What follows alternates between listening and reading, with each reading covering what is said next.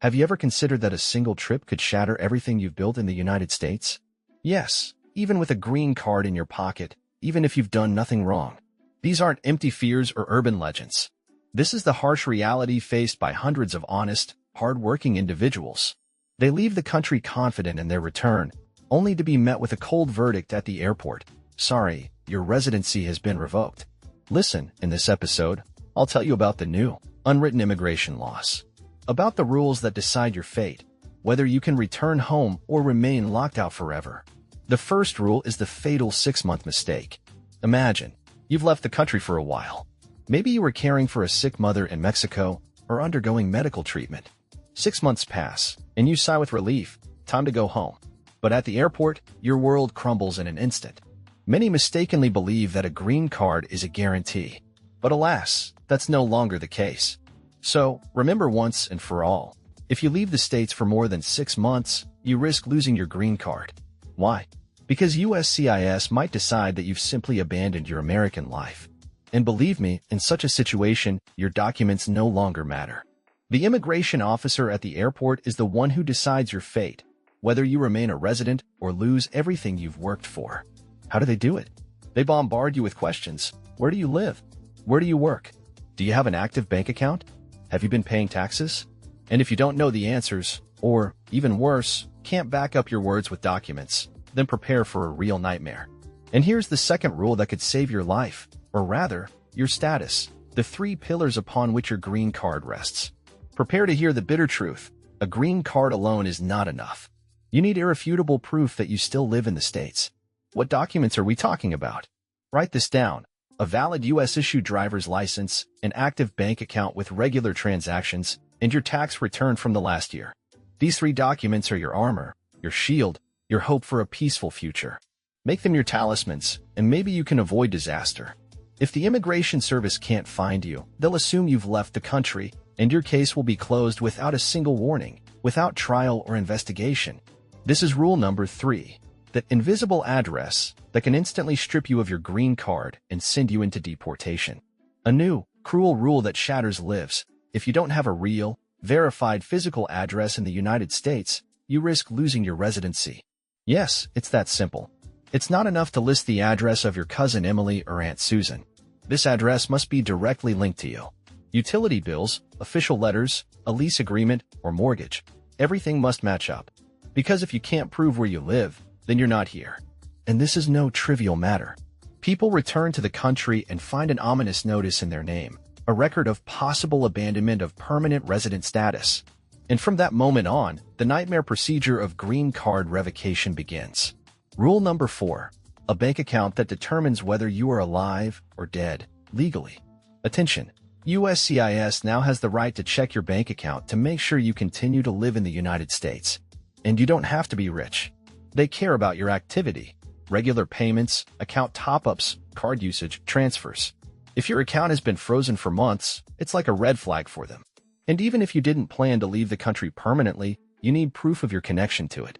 Imagine, you left for 7 months to help a sick relative, and your account was silent all that time. You come back, and they tell you, according to our records, you no longer live here. And there's nothing to argue if there are no papers to prove otherwise. Rule number 5, taxes as a pass into the world of green cards. And this hits your wallet. If you don't report your income in the United States, USCIS may decide that you've left for good. Yes, even if you had no income. Not filing a return, even with zeros, means disappearing from the tax radar. So what to do?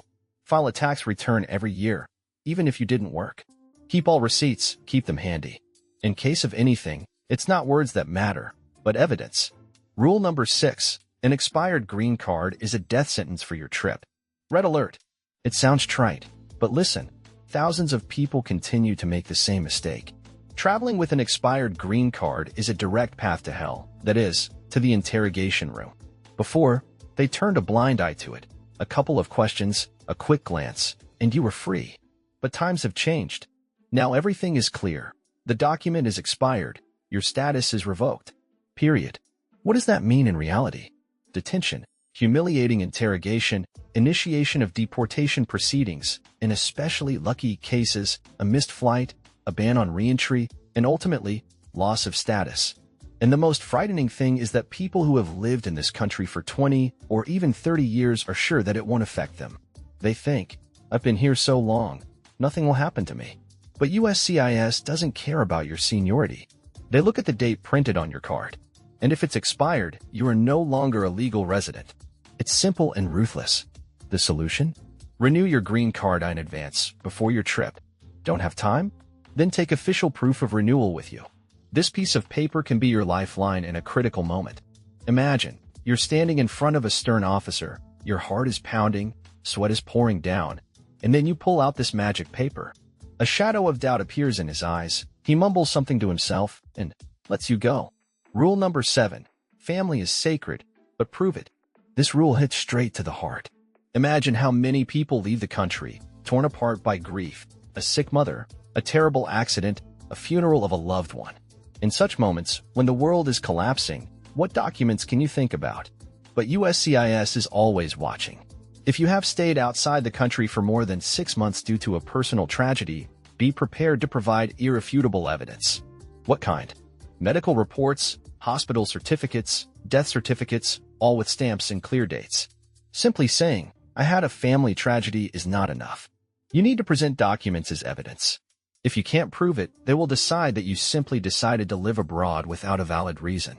And then goodbye, residence permit. Rule number 8. Refusal profile. Are you already on the blacklist? This is where the real nightmare begins.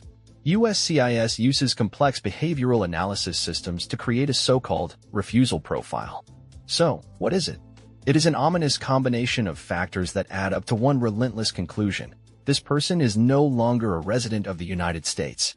What does this frightening profile include? No permanent address, neglect of tax obligations, a frozen bank account, an expired license, no economic activity in recent times, and a long stay outside the country.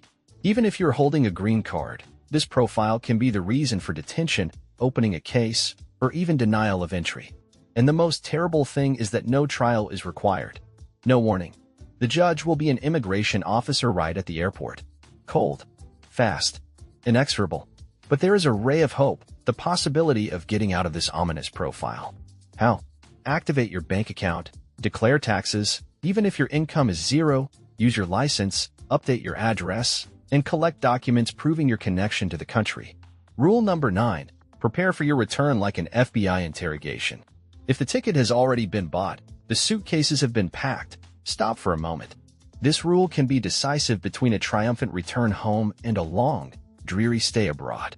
USCIS strongly advises permanent residents to prepare for a possible re-entry into the country. This means creating a carefully organized folder that will contain all the evidence of your inextricable connection with the United States. What should be in this folder? First of all, copies of your tax returns. They demonstrate your financial activity in the country like nothing else. Next, recent bank statements reflecting your regular transactions. Paid utility bills in the States are also important, as is a lease agreement or a document confirming ownership of real estate, registered in your name. Don't forget about a valid driver's license. If your trip abroad was related to an emergency, whether medical or legal circumstances, be sure to attach the appropriate certificates and supporting documents.